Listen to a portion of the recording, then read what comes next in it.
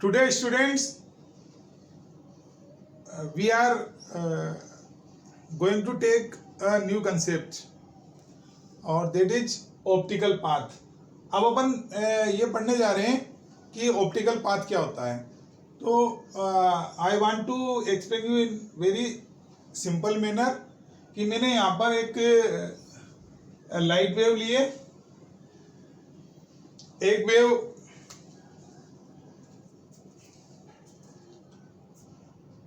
इस लाइन पर आ रही है और एक वेव या रे आप जिसको बोल रहे हो वो इस लाइन पर आ रही है. ये एक मीडियम है, ग्लास स्लेब है और उसकी थिकनेस मैंने सपोज की कि 1 से, ये उसके थ्रू पास हो रही है और ये एयर से पास हो रही है. हियर वी सपोज कि t इक्वल टू 0 पर ये यहाँ स्ट्राइक कर रही है, इन कर रही है इसमें, और ये यहाँ, मतलब दोनों क्या हो रही हैं, साथ साथ चल रही हैं. लेकिन एज सून एज ये जो रे जिसको कि आई एम डिनोटिंग बाई 1 वो स्लेब से पास हो रही है और इसकी स्पीड क्या हो जाएगी, डिक्रीज हो जाएगी. और कितनी डिक्रीज हो जाएगी, c बाई म्यू हो जाएगी. हियर c क्या है, velocity of light in air, और म्यू क्या है, रिफ्लेक्टिव इंडेक्स. और जबकि ये एयर से पास हो रही है तो इसकी स्पीड अभी भी क्या है, c. हियर भी सपोज कि इसने यहाँ से इसको पास करने में एक डिस्टेंस ट्रेवल किए और एक डिस्टेंस ट्रेवल करने में कितना टाइम लेगी. तो एक डिस्टेंस ट्रेवल करने में कितना टाइम लेगी, स्पीड इनटू टाइम. तो टाइम t मैंने यहाँ से फाइंड आउट कर लिया, t इक्वल टू x/v. और उतने ही टाइम इंटरवल में ये जो वेव 2a या रे 2a वो अपन ने सपोज किया है कि x डैश डिस्टेंस कवर कर लेगी. सो x डैश का एक इक्वल हो गया c इंटू t के. और here I put the value of t from equation 1 to equation 2 and we get the relation x dash equal to c upon v into x. c upon v क्या होता है बेटा, reflective index.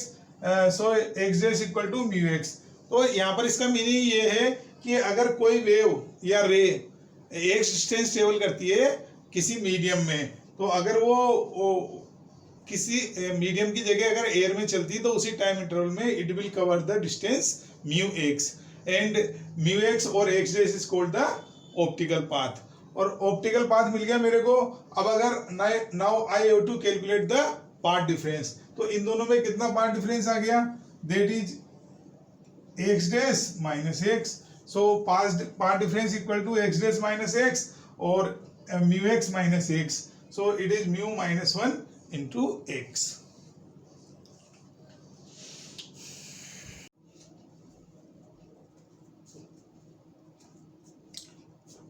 Students, अब अपन समझेंगे कि when we put a transparent slab in front of one of the slit.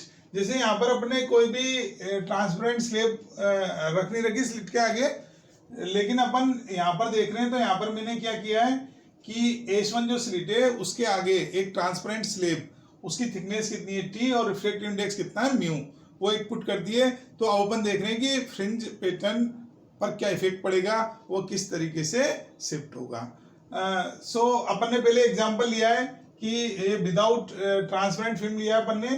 तो ये स्लिट है S1, सॉरी ये सोर्स है मोनोक्रोमेटिक, और S1 S2 क्या है, S1 और S2 क्या है अपने पास, स्लिट है, और ये सिमेट्रिकल है S के अबाउट. और ये स्क्रीन है और स्क्रीन पर एक पॉइंट ले रखा है अपन ने O, वो S1 S2 से क्या सिमेट्रिकल है. और अपन देख चुके हैं कि यहाँ पर O पर सेंटर ब्राइट फ्रिंज बनती है और किसी भी पॉइंट P पर जो इंटेंसिटी बनेगी वो काय पे डिपेंड करेगी, S1 और S2 से. जो वेव्स P पर सुपरइम्पोज हो रही हैं उनके बीच में जो पाथ डिफरेंस है उससे इंटेंसिटी डिटरमाइन होगी. तो मैंने यहाँ बता रखा है कि intensity at point P depends upon path difference between superimposing wave at P. And path difference कितना है यहाँ पर, H2P माइनस H1P. और पिछले लेसन में अपन समझ चुके हैं कि पाथ डिफरेंस कितना होता है, YT upon capital D. Small d क्या है, separation between slit to slit है, और कैपिटल D क्या है, separation between slit and screen है. अब अपन केस ले रहे हैं कि अपन ने वन ऑफ द स्लिट के सामने एक ट्रांसपेरेंट शीट रख दी है और उसकी थिकनेस कितनी है, t है. अब क्या इफेक्ट पड़ने वाला है इस पर, तो अब मैं किसी भी पॉइंट पी पर जो इंटेंसिटी होगी that depends upon the path difference between superimposing wave from S1 and S2।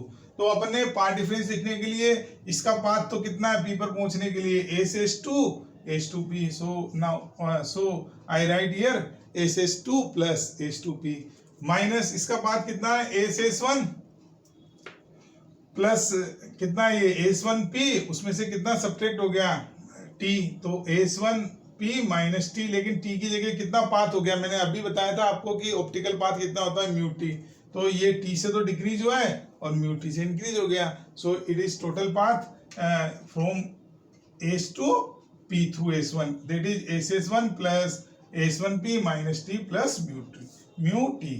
अब मैंने इसको रीअरेंज कर दिया है, I write it like SS2 minus SS1 plus S2P minus S1P minus mu minus 1 into T।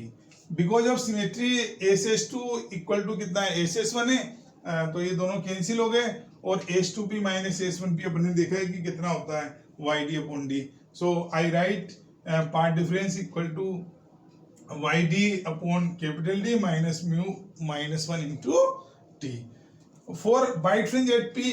अब अगर ये पाथ डिफरेंस P पर n लेमडा के इक्वल हो जाता है तो P पॉइंट पर बाइट फ्रिंज बनेगी, और अगर 2n माइनस 1 लेमडा बाई 2 हो जाता है तो पॉइंट P पर डार्क फ्रिंज बनेगी।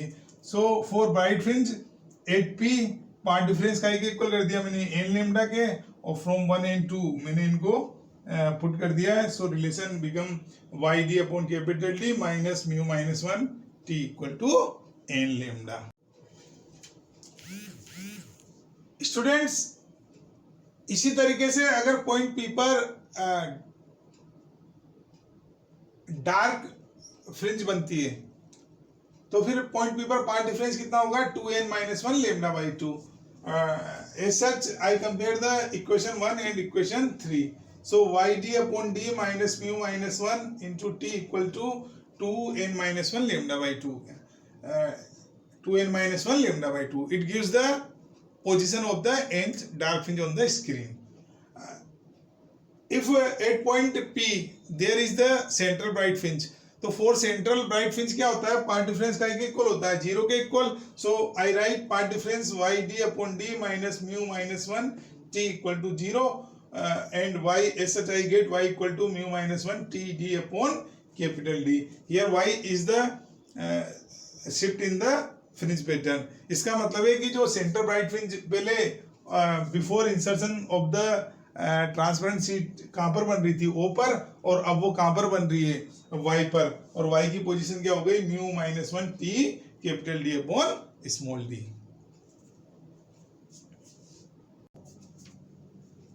स्टूडेंट्स अभी अपन ने देखा था कि जो पोजीशन ऑफ ब्राइट फ्रिंज क्या होती है, जहां पर पाथ डिफरेंस n लेमडा हो जाता है वहां ब्राइट फ्रिंज बनती है। इसी तरीके से पोजीशन ऑफ डार्क फ्रिंजेस कहाँ होंगी स्क्रीन पर, जहां पर पाथ डिफरेंस कितना हो जाता है 2n माइनस 1 लेमडा बाई 2 हो जाता है। So we compare the equation first and equation third and as such we get the relation path difference कितना था अपने पास YD upon D minus mu minus 1 T equal to 2n minus 1 lambda by 2। तो if at a point P there is a center bright fringe, अब अपन देखने जा रहे हैं कि अगर पॉइंट P पर जो है सेंटर ब्राइट फ्रिंज बन जाती है, पहले कहाँ बन रही थी O पर, और अब कहाँ बन जाती है अगर पॉइंट P पर, तो फिर पॉइंट P पर पाथ डिफरेंस कितना हो जाएगा 0, और पाथ डिफरेंस कितना है अपने पास YD upon capital D minus mu minus 1 into T। इसको कहीं से इक्वेट कर दिया मैंने 0 से इक्वेट कर दिया, और मेरे पास इस तरीके से Y की वैल्यू आ गई mu minus 1 T D upon D। Here Y is the shift in the fringe pattern. अब जब अपन न्यूमेरिकल सोल्व करेंगे तो अपने को किस तरीके से इस फार्मूले को यूज करना है ये बहुत इंपॉर्टेंट बात है।